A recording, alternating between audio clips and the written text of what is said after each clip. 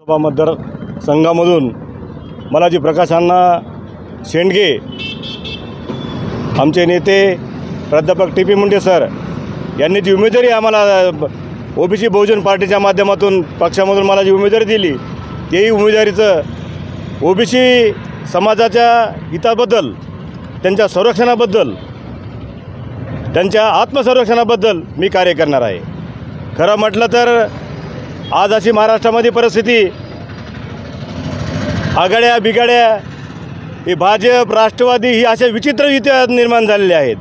सगळे आपापल्या सोयीनुसार, आपापल्या धंद्यानुसार, आपल्या एक जो कोणी महाराष्ट्र राज्यामध्ये आमदारांनी, खासदारांनी, ज्या काही मंत्र्यांनी भ्रष्टाचार केला आहे, हा भ्रष्टाचार दाबण्यासाठी हा सगळा युती आपापल्या परीने, आपापल्या माध्यमातून, आपापल्या सोयीनुसार युत्या केलेल्या आहेत।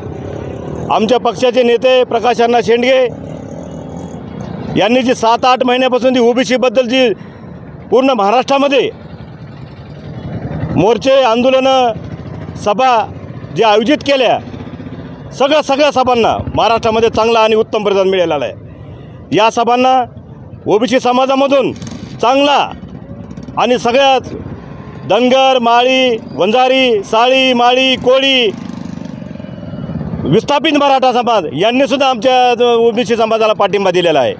खरं म्हटलं तर या महाराष्ट्रामध्ये जे प्रस्थापित मराठ्यांना जी उन्माद या महाराष्ट्रामध्ये माजवला, त्यांच्या विरोधामध्ये ओबीसी बहुजन पार्टी काम करणार आहे। माझ्या पक्षानं आज 7-8 महिन्यापासून गाव, शहर, तांडा, वाड्या अशा ठिकाणी जाऊन प्रचार केला। लहान सहान छोट्या समाज घटकांना संरक्षण दिलं। त्यांच्यावर अन्याय झाले, अत्याचार झाले, या अन्यायाला वाचा फोडण्यासाठी मी ओबीसी महाजन पक्ष, ओबीसी बहुजन पार्टीतर्फे मी निवडणूक बीड लोकसभेमधून लढवत आहे। ओबीसी बहुजन पक्षाची मोठी रॅली झाली, मोठे नेते मंडळी बीडमध्ये सुद्धा येऊन गेले, परंतु आपली उमेदवारी अर्ज दाखल करण्यासाठी एकही ओबीसी नेता आम्हाला पाहावयास मिळाला नाही। नेमकं कारण काय? नाही, माझी उमेदवारी दाखल करण्यासाठी प्रकाश अण्णा येणार होते। त्यांना येण्याला विमान यायला त्यांना थोडं टायमिंग चुकली म्हणून प्रकाश अण्णा आलेले नाहीत। आणि आमचे दुसरे नेते माननीय प्राध्यापक टी पी मुंडे सर यांचं थोडं तब्येत बरोबर नसल्यामुळे ते माझी उमेदवारी दाखल करायला आले नाहीत।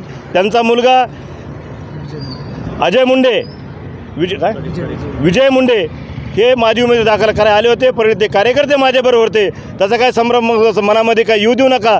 ओबीसी नेते माझ्या पाठीमागे खंबीरपणे उभे आहेत। बीड लोकसभेमध्ये तुमच्यासमोर कारखानदार उभे आहेत, तिन्ही उमेदवार तगडे आहेत, कसं बघता यांच्याकडे? नाही, कारखानदार असल्यामुळे अहो कारखानदार आहेत, पण एखादा कारखाना तर बंदच पडला आहे, दिवाळखोरीत निघाला आहे। लोकांचे पैसे बुडविलेत, लोकांचे ऊस तोडणीचे पैसे दिले नाहीत, ते लोकांचे ऊसाचे पैसे दिले नाहीत। आणि एक कारखाना चालतो तर त्यानं दुसरा कारखाना घातला, तो तर लय गरीब माणूस आहे, 200 कोटीचा मालक झाला आहे तो। आमच्या मागं आम्ही लोकांचे कामं करून आम्ही कर्जबाजारी झालो। तो तर 200 कोटीचा छोटा शेतकरी आहे, तो म्हणतो मी भूमिपुत्र, मी शेतकरी आहे। आणि हे तर दुसरे तर प्रस्थापित नेते येतं, त्यांनी तर सगळी कारखान्याची रांगोळी करून टाकली सगळी। आज लोकांच्या लग्नाला पैसे नाहीत, लोकांच्या सणासुदीला पैसे नाहीत, मग करायचं काय लोकांनी? अशा लोकांच्या विरोधामध्ये मी बीड लोकसभा ओबीसी बहुजन पार्टीतर्फे लढीत आहे। बीड लोकसभेच्या मतदारांना शेवटी तुम्ही आमच्या माध्यमातून काय आव्हान करा? नाही, तुमच्या माध्यमातून, तुमच्या प्रसार माध्यमातून एकच आव्हान करीन, एक सामान्य कुटुंबातला मी उमेदवार आहे, ओबीसी समाजातला आहे आणि ओबीसी नेतृत्व मी बीड जिल्ह्याचं करतोय। मला ओबीसी समाजानं, लहान सहान समाजानं, छोट्या समूहाच्या समाजानं आणि विस्थापित मराठा समाजानं मला सहकार्य करावं आणि संसदेमध्ये पाठवावं, जेणेकरून तुमचे ओबीसी समाजाचे प्रश्न सुटतील आणि ते मार्गी लागतील, हे ठामपणे मी तुम्हाला विश्वासानं सांगतो। या बीड जिल्ह्यामध्ये ओबीसी नेत्या पंकजाताई मुंडे ह्या पण निवडणुकीला लढत आहेत भाजपच्या वतीनं, तर त्यांच्या विजयाचा गुलाल उधळण्यासाठी आपली उमेदवारी काही अडचण निर्माण करेल असं वाटत नाही आपण? अहो, त्यांना ओबीसी नेते म्हणता कसं तुम्ही? आम्ही 7-8 महिन्यापासून प्राध्यापक टी पी मुंडे सरांच्या नेतृत्वाखाली आणि प्रकाशांना नेतृत्वाखाली महाराष्ट्रभर फिरतो मी। प्रत्येक सभांना 70-80-100 गाड्या घेऊन जातो मी।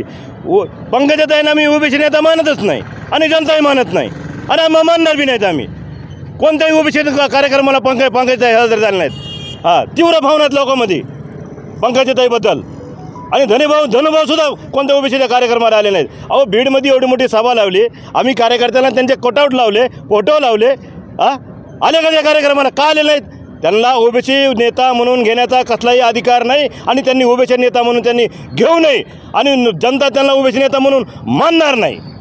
अंबेजोगाईमध्ये झालेल्या धनगर समाजाच्या मेळाव्यामध्ये अर्ध्या धनगर समाजाने पंकजाताई मुंडे यांना पाठिंबा दिला होता. नाही, अंबाजोगाईला कार्यक्रम झाला, तो आम्ही दोरतोले साहेबांनी आम्ही दोघांनी घेतला होता.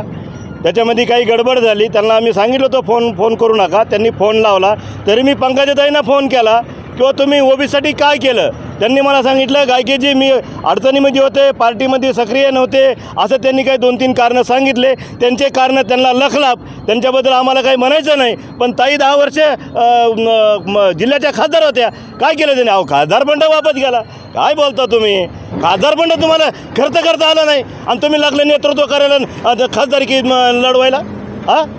निवडणुकीच्या काळामध्ये प्रचार यंत्रणेमध्ये जाहीर सभेला फार महत्त्व असतं. आपल्या ओबीसी नेत्यांची बीड जिल्ह्यात कुणाची काय सभेचं आयोजन? अहो माझ्या ओबीसी नेत्याची प्रकाश अण्णा शेंडगे यांची जाहीर सभा होणार आहेत.